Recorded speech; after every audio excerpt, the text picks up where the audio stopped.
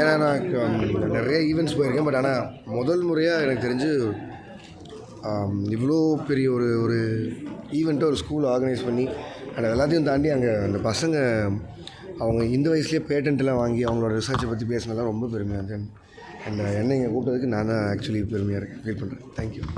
AI technology in cinema எந்த அளவுக்கு தாக்கத்தை ஏற்படுத்தும் அப்படிங்கிற ஒரு பேசப்பட்டிருக்கு. மியூசிக் டைரக்டர்ஸ்லாம் சிலர் என்ன சொல்கிறாங்கன்னா, ஏஐ வந்து டாமினேட் பண்ணுறதை தாண்டி ஏஐ தெரிஞ்சவங்களுக்கு தான் ஃபியூச்சர் இருக்கும் அப்படிங்கிற மாதிரி போயிட்டு இருக்குன்னு சொல்கிறாங்க. ஈவன் இப்போ சமீபத்தில் ரொம்ப பேசப்பட்ட ஒரு படம், ஹிந்தி படம் ஒன்று, பேர் சொல்ல விரும்ப, அதோட கிளைமேக்ஸ் எழுதுறதுக்கு நிறையா சினாரியோஸ் வந்து ChatGPT கிட்டலாம் கேட்டோங்கிற மாதிரி சொல்லியிருந்தாங்க. So in future direction, screen play இந்த மாதிரி விஷயங்களுக்கும் ஏஐ டாமினன்ஸ் இருக்குமா? டாமினன்ஸ் இருக்காது.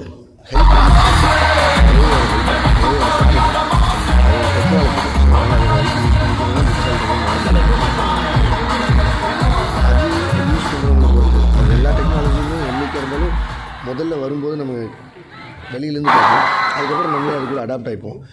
அது நம்ம எவ்வளோ யூஸ் பண்ணிக்கிறோம், என்ன பண்ணிக்க போகிறோங்கிறது நம்ம கையில் தான் இருக்குல்ல. ஆனால் டெக்னாலஜியை தாண்டி கருத்தியல் ரீதியான பிரச்சனைகள் வந்து இப்போ ஒருத்தருக்கும் பிரச்சனைகள் நான் அந்த மாதிரி இது கான்ட்ரவர்சியில் கேட்குறேன். ப்ரொடக்ஷன் ரீதியாக வந்து இப்போ ஈவன் வெற்றிமாறன் கூட இன்றைக்கி சொல்லியிருக்காரு, கருத்தியல் ரீதியாக ஏதாச்சும் ஒரு விஷயம் வந்து சொல்ல வரும்போது கேசஸ் போடுறது அந்த மாதிரி வந்துருக்கு. அந்த மாதிரி இருக்கும்போது ஒரு ப்ரொடக்ஷன் கம்பெனி நீங்களும் ஸ்டார்ட் பண்ணி போயிட்டுருக்கீங்க. இது எந்த அளவுக்கு ஒரு பிரச்சனை மாதிரி வரும்னு நினைக்கிறீங்க இன் ஃபியூச்சர்? டெக்னாலஜி ஏன்னு நம்ம போயிட்டுருக்கிற இல்லை, அது எல்லாமே நம்ம வெயிட் பண்ணி தான் பார்க்கணும்னு நினைக்கிறேன். இது ரொம்ப அந்த ஒரு இனிஷியல் ஸ்டேஜில் இருக்கும்னு நினைக்கிறேன். ஸோ நம்ம கொஞ்சம் வெயிட் பண்ணால் இது அடுத்த நடக்கும்னு நினைக்கிறேன். வெற்றிமாறன் சார் சொன்னது அவரோட கருத்து. நான் அந்த இடத்துக்கு கூட இன்னும் போகல. நான் இப்போ தான் ப்ரொடக்ஷன் கம்பெனி ஆரம்பிச்சிருக்கேன். அவர் நிறைய படங்கள் பண்ணியிருக்காரு. நான் இப்போ தான் வரப்போகுது. நன்றி. உங்களுடைய படங்களில் எந்த அளவுக்கு கூலி பார்த்தீங்கன்னா அது ரஜினி சாரோட வாய்ஸ் ஏஐ தான்.